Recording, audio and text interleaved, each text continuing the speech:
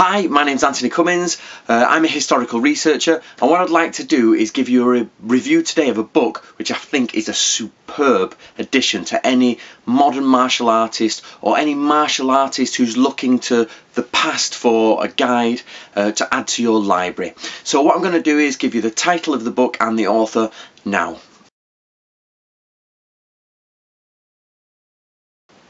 This is a book about Persian martial arts, and if you don't know what Persia is, what I've done is I've put a link in below in the description to the Wikipedia entry for Persia, so get up to date on where we're talking about. But these are warriors that are generally forgotten about in the West. Now in the West we concentrate on the medieval knights of Europe or the Crusaders, and or we also concentrate in the East, so Japan, China, Thailand, Muay Thai, but we seldom concentrate on the middle section. And the gentleman, the author of this book and other books, has made it his life's work to make sure that we don't forget that there are some great and heroic warriors in the middle of the world, in that centre section. So today what I'm going to do is take you through that book. One thing I'm not going to do is I'm not going to try to pronounce all the words. I do not want to insult the culture and heritage with my inability to say some of the words or the pronunciations, so forgive me for not attempting. If I need to, I will write anything down in quotes and things like that. However, this is the book we're talking about today.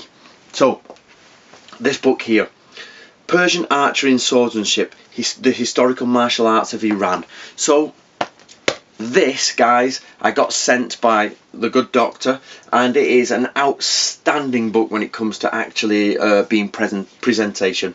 The presentation is superb. The binding is immaculate and impressive, and if you're looking at this black stripe, that is the colour photographs we will get to at the end.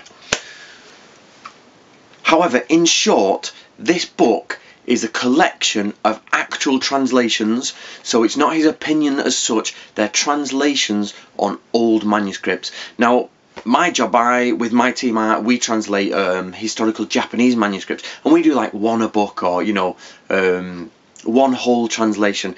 This gentleman has done tens of translations inside this book. If you want a look inside the mind of Iran and a Persian warrior, you're going to come here. It's got translations on archery, swordsmanship, knife fighting, lance, mounted combat, unarmed wrestling, and it's just packed with translations from those times. So what I'd like to do, I'll show you some pictures of some of the actual combat arts here, and then what I'll do is I'll take you through the book little bit by little bit and show you some of the different things, and I'll try to add some quotes in there as well. However, it is looking through the text on video, so you may not be as excited about that. So the best thing you can do if you don't make it to the end of this video is go down to the links below and click on the gentleman's website, click on his Facebook page, and most importantly of all, click subscribe on his YouTube channel and go and see some of the skills in action from him. So I'm going to move on now, and if you want to leave the video, make sure you don't leave without checking out the gentleman's other links.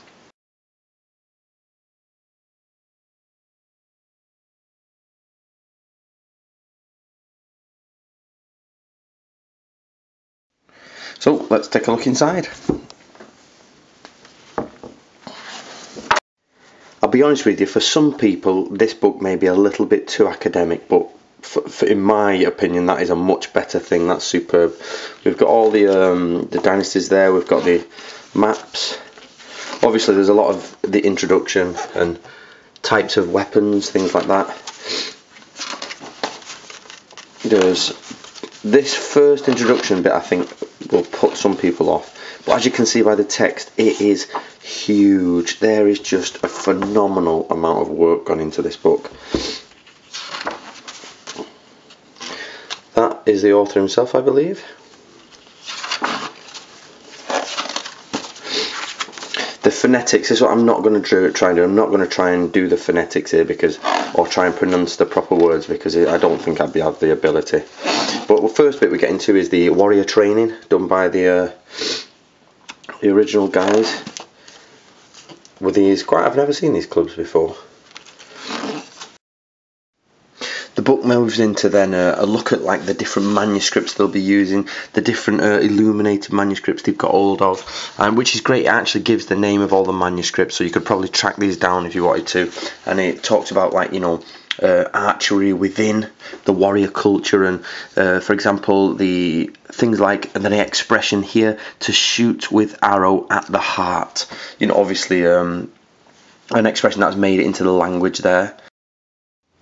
So this manuscript here, I don't know if you can see that, but basically it's from 1502 to 1524, around that point somewhere, and it's got like practical things like, for example, the 7th chapter is about mistakes in the hands of archers. Most mistakes are in the right hand of an archer, and one can find 30 mistakes in the right hand. The first mistake is when, upon drawing, the right hand tends downwards. The second mistake is to draw the plumes and release fast. The third mistake is when he draws and releases towards the right. The fourth mistake is when... So you can see that it's a absolute how-to manual, and this is just one of many manuals inside the book, which I found amazing. My only problem is that shift there, it's here, it's got a slight change in font, but it doesn't exactly say where the manual starts, because it's got more information here, but then the manual starts here. So the difference in font between them two is not enough to show that the manual started. So I think there should be some form of difference, but still it doesn't take away from the fact that it's an amazing, or we presume amazing, translation of this stuff. It's hard to get across, guys, right? But basically there are tons and tons of translations here. I mean, I've gone about 2 or 3 more pages and there's another manual translated, and here it's got the list of the chapters of the manual, which of course are small, but characteristics of male archers, knowledge of arrows and bows, knowledge of arrow and its fame, knowledge of the human and practice targets, knowledge of standing and sitting while shooting, knocking the bow, locking the thumb.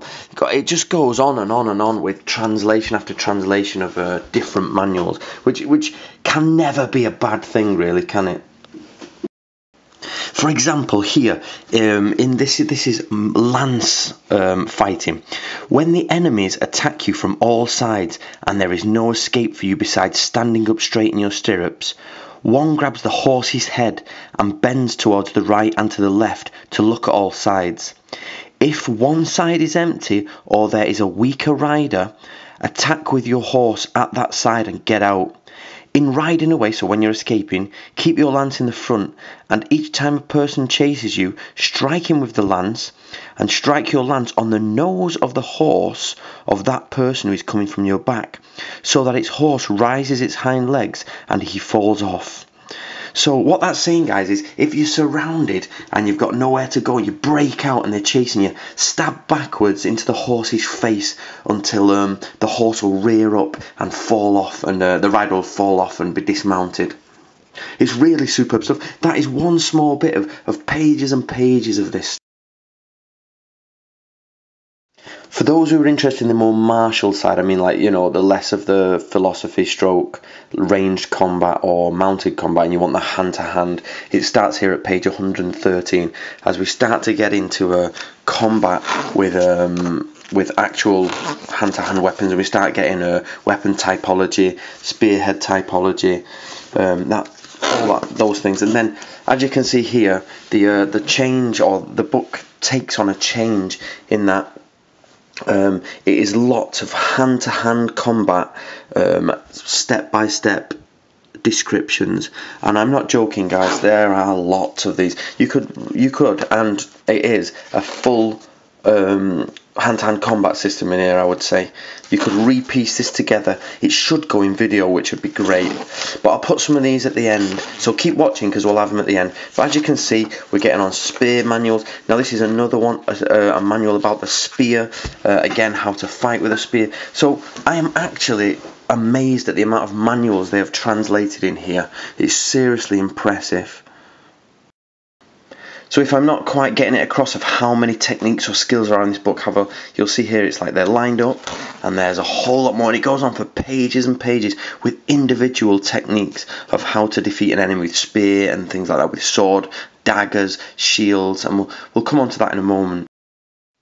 And something that I've found is principal in this book is the sword and shield techniques. There are ample sword and shield, and obviously because this seems to have been, you know, a major weapon of the time. But what he does is he goes through all the different so for example, let me show you. He goes through attacking the back of the neck with a diagonal strike, stabbing with the tip of the sword, striking with the back of the sword, feinting downwards, striking up and hitting under the armpit. Here we go. How about this guy's using two swords at the same time? So we've got a bit of Miyamoto Musashi going on there. Grabbing the hands of the opponent while he's trying to strike it with a sword. So grabbing the wrist, grabbing the spear or lance as they attack. So lots of weapon disarm, that Japanese no sword type thing. Using the shield for defense, striking with the shield buckles, defending the shoulder against a vertical sword strike. And of course, as you can see, I'm not going to labour the point, but it goes on and on with different techniques, different ways to defend yourself against swords, spears, etc, etc. This one's good though, is the arm guard as a shield. So they had arm guards. It's hard to see in this, I suppose, but you can see he's using an arm guard to shield himself from sword attacks. The book then moves on to what some people would enjoy is maces and axes. So we start again typology of axes. This is really good. I've read the gentleman's articles in magazines that I've published in, and he's got loads of these sort of like statistical analysis and things like that. And I think they're really fascinating about how many attacks happened here and how many attacks happened with this manual, with this weapon. So they're definitely worth doing.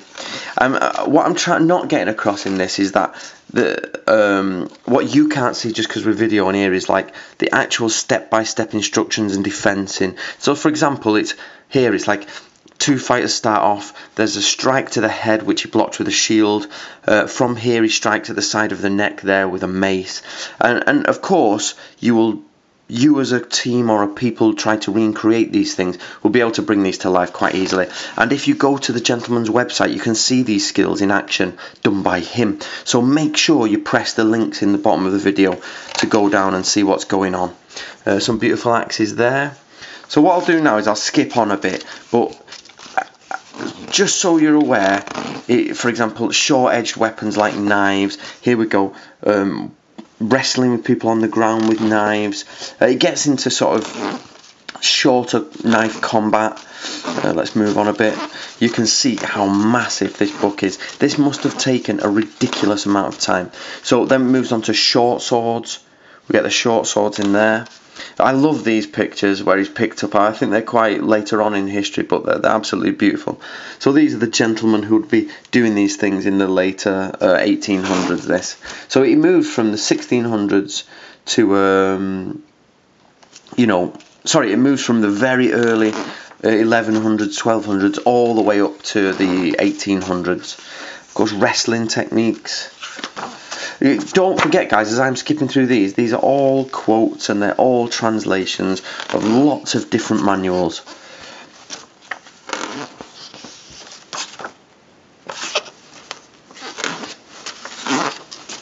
And then we get to pure wrestling. So let's have a quick look at the pure wrestling. Again, he has the same setup every time, which is brilliant. He has an introduction.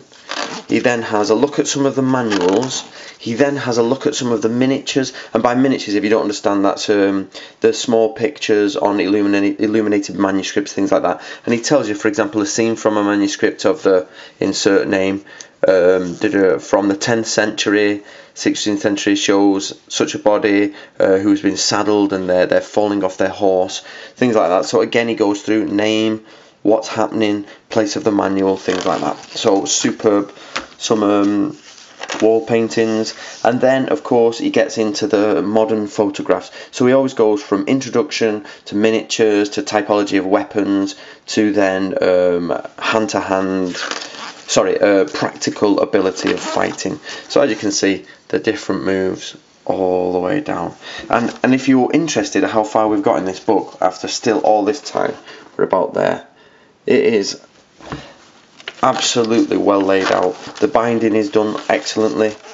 Again, as you can see, lots and lots and lots of combat fighting. There we've got another manuscript, and it gives you the information. Then here, of course, my problem is the translation starts here, but it's very difficult to work that out at times because you think the translation starts here, but that should be in a different font for me. Again, this is all translations. The 12th wrestle student came, threw him with the technique of kafurue, which is upward facing palm. It's all translations, and it's all pictures of all the different fighting, as I've shown, and it just goes on and on. You will not regret buying the book, to be honest.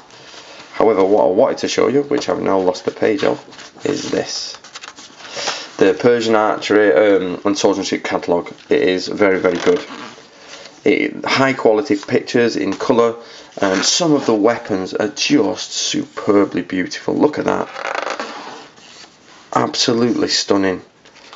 So this is the full colour ending of the book, or it starts the ending, and it takes you through all the different weapons and all the different historical examples of the weapons used. So the different carvings.